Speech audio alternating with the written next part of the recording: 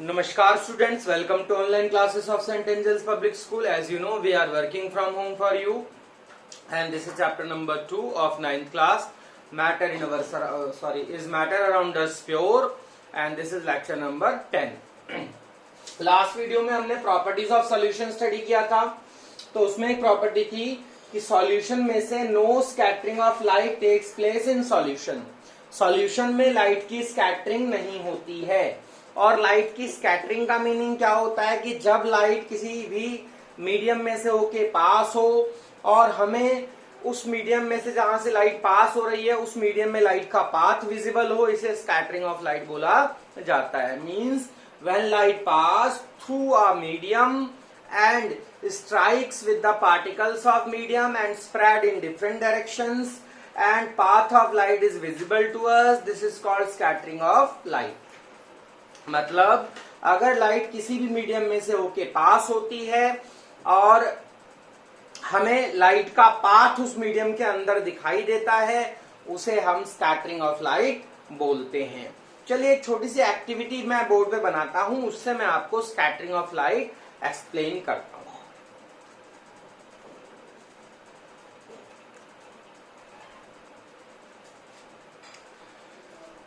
Now we have an activity to understand the scattering of light. तो यहां देखिए कि हमारे पास शुगर और वाटर का सॉल्यूशन है और ये टॉर्च है जिससे हम लाइट पास कर रहे हैं और ये हमारे पास मिल्क है.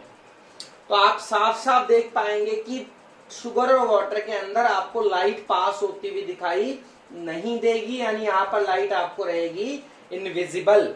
यहां पर लाइट रहेगी invisible means path of light is not visible. Means path of light is not visible. यहां पर आपको लाइट का पाथ विजिबल नहीं है, नहीं दिखाई दे रहा लाइट का पाथ. तो यहां पे लाइट का पाथ आपको नहीं दिखाई देगा, वहां बोला जाएगा no scattering of light takes place. No scattering of light takes place.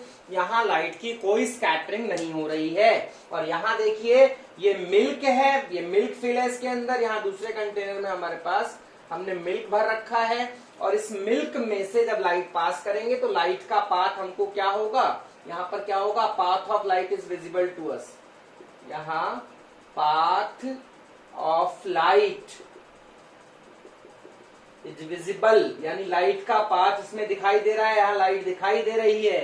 तो इसका मतलब यहां पर ये लगाया जाता है, देखिए कि शुगर और वाटर क्या है, सॉल्यूशन है और शुगर और वाटर का मिक्सचर जो है वो सॉल्यूशन है. कैसे पता, क्योंकि सॉल्यूशंस में से लाइट की स्कैटरिंग नहीं होती है. मींस जब उनमें लाइट पास की जाती है तो लाइट का पाथ हमको विजिबल नहीं होता है. जितने भी सॉल्यूशंस होते हैं, सॉल्यूशंस को पहचानने का एक बहुत अच्छा तरीका ये है कि उनमें से अगर लाइट पास की जाए और लाइट का पाथ हमको विजिबल ना हो, यानी लाइट की स्कैटरिंग उनमें से ना हो, तो वो चीज क्या होगी, सॉल्यूशन होगी. सॉल्यूशन को आइडेंटिफाई करने का तरीका है लाइट की स्कैटरिंग में से लाइट पास करेंगे और अगर लाइट की स्कैटरिंग नहीं होती है, लाइट का पाथ विजिबल नहीं होता है, तो जो है क्या कहते हैं आपका वो चीज सॉल्यूशन है. सॉल्यूशंस में से लाइट की स्कैटरिंग नहीं होती है, लाइट का पाथ नहीं दिखाई देता है, ये आप शायद समझ गए होंगे. और मिल्क में देखिए, मिल्क में लाइट की स्कैटरिंग हो रही है, लाइट का पाथ दिखाई दे रहा है, यानी कि milk is not a solution. इससे क्या पता लगता है, milk is not a solution. Milk एक सॉल्यूशन नहीं है. मिल्क एक सॉल्यूशन नहीं है. मिल्क एक होमोजीनियस मिक्सचर नहीं है. आप इस बात को समझिए. बाकी इसके बारे में हम आगे भी डिस्कस करेंगे एक बार फिर से.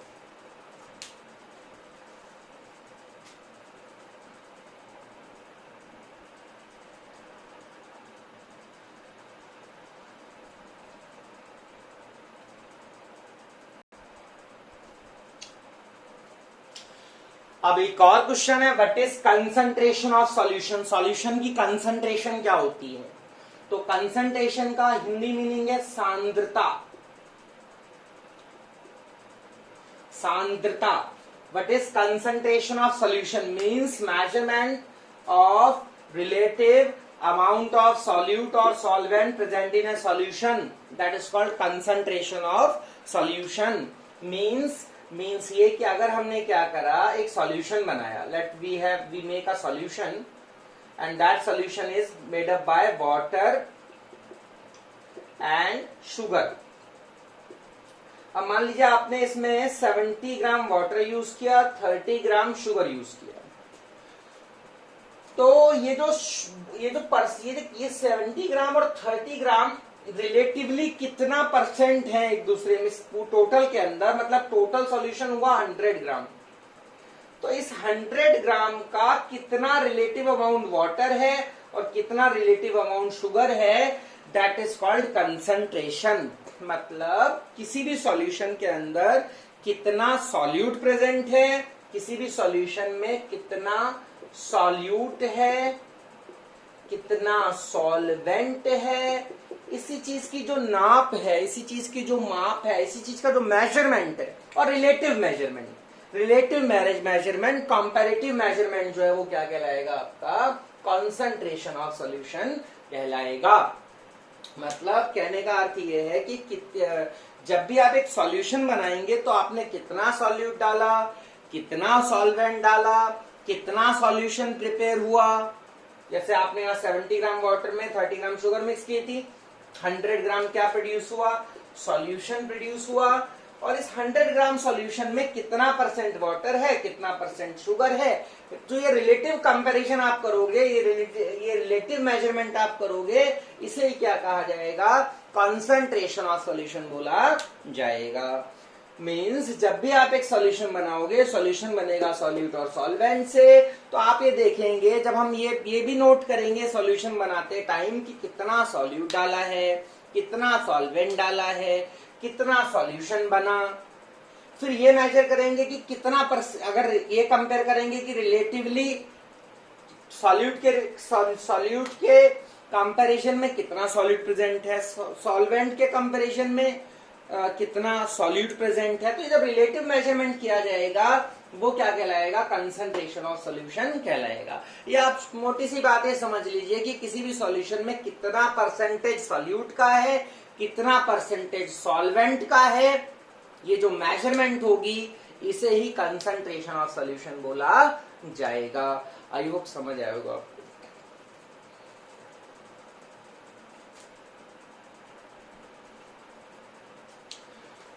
सो कंसंट्रेशन मेजर करने के दो तरीके हैं, एक तो है क्वालिटेटिवली और एक है क्वांटिटेटिवली।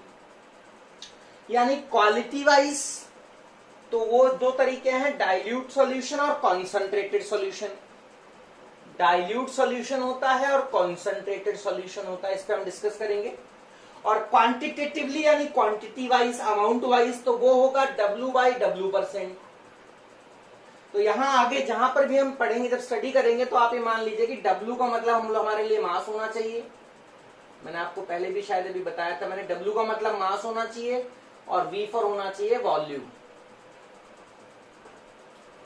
तो एक है मास बाय मास परसेंटेज, दूसरा है वॉल्यूम बाय वॉल्यूम परसेंटेज, तीसरा है mass by volume percentage, mole fraction, molarity, normality, formality, बहुत सारे तरीके हैं क्वांटिटेटिवली मेजर करने के। बट हम यहाँ कौन कौन से पढ़ेंगे, एक तो मास बाय मास परसेंट पढ़ेंगे, वॉल्यूम बाय वॉल्यूम परसेंट पढ़ेंगे और मास बाय वॉल्यूम भी पढ़ेंगे। तीन चीजें हम पढ़ेंगे, बाकी हम नहीं पढ़ेंगे। इसमें आपका डाइल्यूट और कॉन्सेंट्रेटेड हम लोग डिस्कस करते हैं अभी।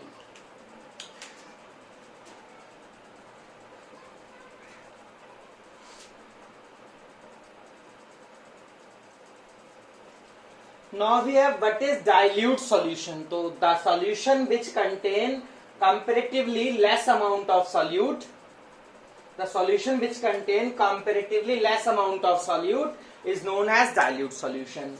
What is concentrated solution? The solution which contain comparatively more amount of solute is called concentrated solution. Definition आपके सामने है, मैं आपको समझाता हूँ।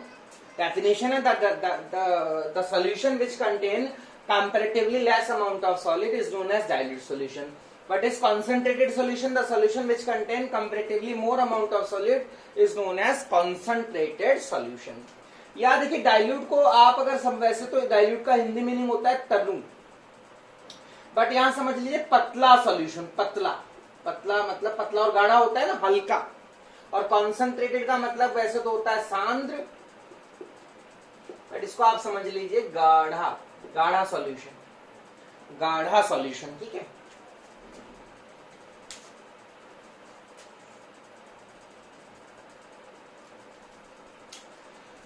तो डाइल्यूट और कंसंट्रेटेड क्या होता है हम समझते हैं कुछ एग्जांपल्स के थ्रू। देखिए आपने क्या करा, एक कंटेनर लिया, इसमें बनाया शरबत, शरबत बनाया आपने। मीन शरबत क्या होता है, वाटर प्लस शुगर का सॉल्यूशन, वाटर प्लस शुगर का सॉल्यूशन आपने बनाया या आप बना रहे हैं। तो आपने क्या करा, इसमें मान लीजिए कि 1 लीटर वाटर है, मान लो 1 लीटर वाटर है, और इसमें आपने डाला 20 स्पून शुगर, तो ये सॉल्यूशन बन गया। अब देखिए दूसरा आपने क्या करा, एक और कंटेनर लिया, एक और कंटेनर लिया, इसमें सेम आपने 1 लीटर वाटर लिया और इसमें डाल दिया आपने 10 स्पून ऑफ शुगर। तो देखिए आप इन दोनों को अगर कंपेयर करोगे, इन दोनों को अगर आप कंपेयर करोगे तो कंपेरेटिवली इसमें सॉल्यूट ज्यादा है, तो ये वाला सॉल्यूशन क्या कहलाएगा, कॉन्संट्रेटेड सॉल्यूशन, और ये वाला क्या कहलाएगा, डाइल्यूट सॉल्यूशन। ये कहलाएगा कॉन्संट्रेटेड और ये कहलाएगा डाइल्यूट सॉल्यूशन। मतलब अब देखो सीधी सी बात है कि ये क्वालिटी वाइज ये हल्का होगा, ये पतला सॉल्यूशन होगा, और क्वालिटी वाइज ये गाढ़ा होगा, तो ये कॉन्संट्रेटेड कहलाएगा और ये डाइल्यूट कहलाएगा। अब देखिए फिर मैं आपको बताता हूं कि डाइल्यूट या कॉन्संट्रेटेड क्या है, कॉम्पेरेटिव टर्म है। डाइल्यूट या कॉन्संट्रेटेड क्या है, कॉम्पेरेटिव टर्म है। कंपेयर करने पर पता लगेगा कि कौन डाइल्यूट है और कौन कंसंट्रेटेड है। अब जैसे एक और कंटेनर लेते हैं और इस एक और कंटेनर में हम क्या करते हैं, 1 लीटर वाटर भरते हैं और इसमें मैं मिला देता हूं 40 स्पून शुगर। अब आप देखिए ये कंसंट्रेटेड था, बट अगर आप इन दोनों को कंपेयर करोगे तो इन दोनों के कंपैरिजन में कंसंट्रेटेड नहीं होगा, ये क्या हो जाएगा, ये हो जाएगा डाइल्यूट, और इस टाइम ये क्या हो जाएगा, कंसंट्रेटेड हो जाएगा। ये क्या हो जाएगा, कंसंट्रेटेड हो जाएगा। अब देखिए जैसे अब ये वाला, ये 10 स्पून शुगर था, इसमें एक और कंटेनर में लेता हूं, इस एक और कंटेनर में मैं क्या करता हूं, 1 लीटर वाटर लेता हूं और इसमें मिलाता हूं मैं 5 स्पून शुगर। अब देखिए ये डाइल्यूट था पहले, बट अगर इन दोनों को कंपेयर करूंगा तो ये डाइल्यूट की बजाय क्या हो जाएगा, this is concentrated and this is dilute.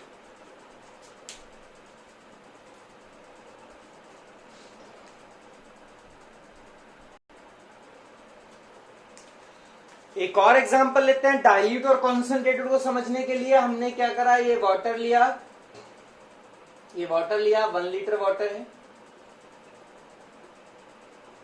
इस 1 लीटर वाटर में मैंने 5 ड्रॉप्स ऑफ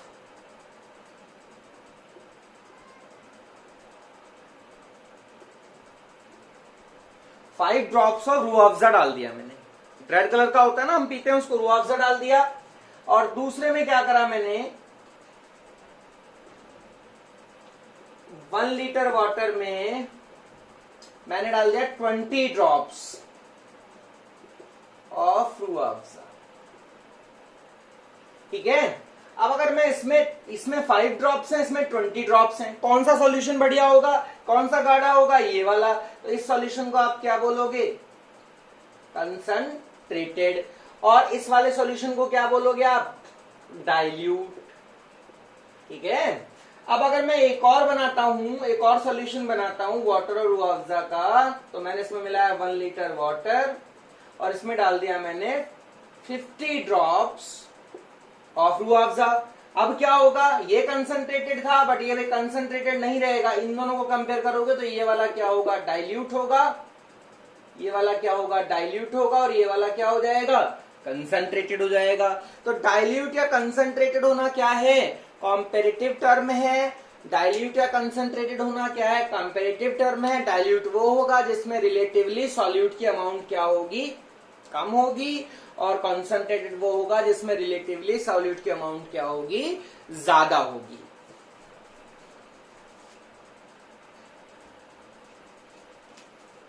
अब अगर इसमें मैं 20 ड्रॉप्स डालता हूं रूह अफ़ज़ा के, इसमें डालता हूं 19 ड्रॉप्स, तो देखने में दोनों सॉल्यूशन आपको इक्वल ही लगेंगे, कोई डाइल्यूट या कोई कंसंट्रेटेड आपको नहीं लगेगा, दोनों ही आपको इक्वल लगेंगे।